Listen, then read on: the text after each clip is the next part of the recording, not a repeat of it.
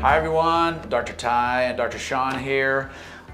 This is the neck traction module so that you can know how to use this at home, also how to use it here as well, and it just goes over some very intricate little things that may make a lot more sense and help you out to be successful with this, because there's some things that you can do that can really make some pains happen and headaches and dizziness, and it's a real easy fix. So we just want it to be very clear, and that way you have this video on you, you can look at it as many times as you want, okay?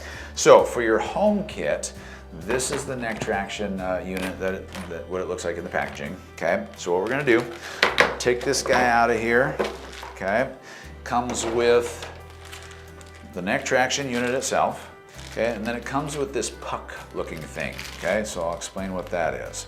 To make it easy for you guys, this fits over the door.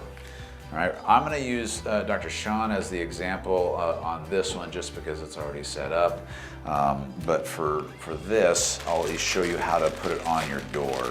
So we're going to take this puck out of here, and we're going to, this has a loop in it, okay?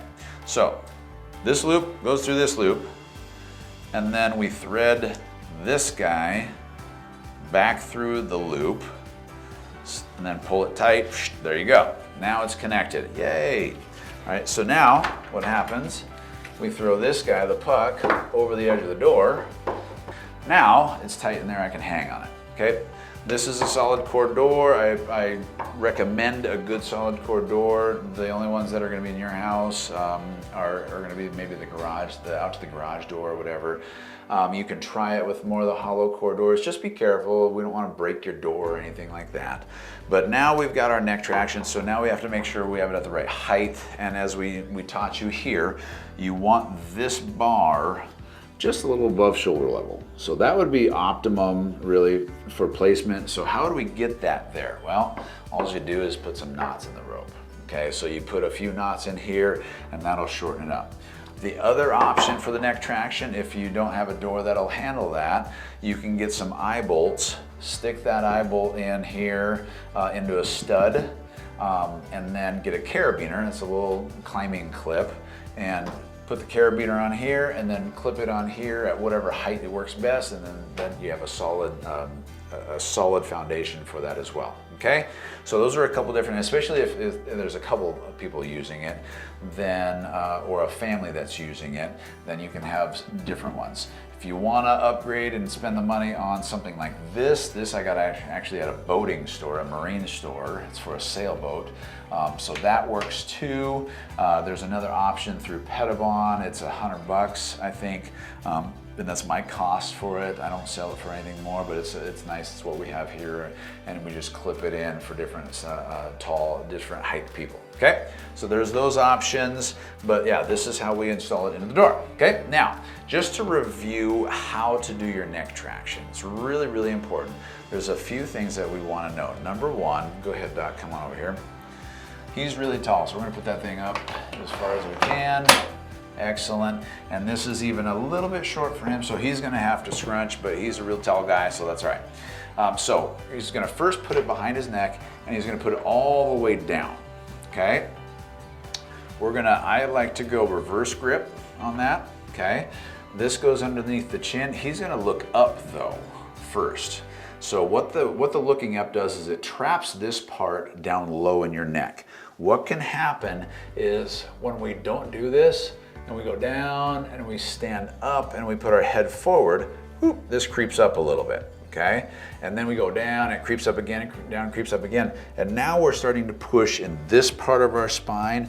That's where, if you're getting headaches or if you're getting nauseous or dizzy with it, it's because it's worked up into where the atlas and the axis are, and that can create some vasovagal responses and some dizziness and headaches. So if you notice that, push this back down. I like to sit, when I'm doing it, I always look straight up and I keep my head straight up and I keep tension on there.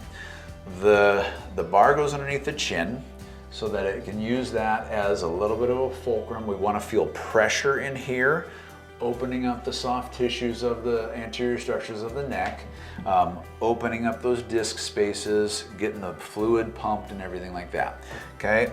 And again, he's very tall. Most of the time I'll keep the elbows against the wall and do it like that. And notice, here's his starting here. Go up to about a little less, right there. So I start and finish with tension on this at all times.